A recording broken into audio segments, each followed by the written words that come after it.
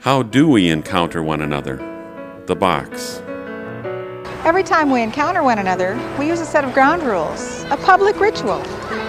Hi, Pat. When we use these ground rules, we have an expectation about the result.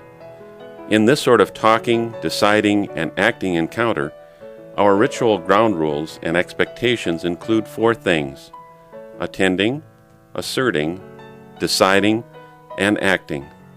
We'll begin by defining attending and asserting, deciding, and acting. First, attend. Attending is a very active verb. It is listening to another, to the whole other. It is becoming so aware of the other that we seem to momentarily lose our own perspective.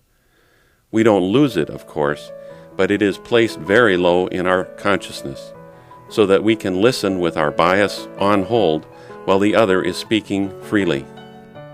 Attending also involves listening beyond words, to gestures, to facial expression, and even to what is not said. Attending means hearing the whole message, seeing the whole person in the message. Second, assert. Asserting is also an active verb. Asserting is speaking honestly, openly about our thoughts, feelings, questions, and intentions. It is done diplomatically and also without apology. Truth-telling about our thinking and our feeling is a valuable gift. Our conversation partners will appreciate it. Third, decide. We share our ideas with one another in a public setting such as the church in order to make decisions. Sometimes these decisions involve an entire community and are made by congregational vote or a council action. At other times, the decisions seem smaller, more like moments of personal course change. But our public conversation forms our personal character and decisions too. We are not talking for the sake of talking. We are talking in order to decide. Fourth, act. To act on an issue is a risky thing, even riskier than deciding about it.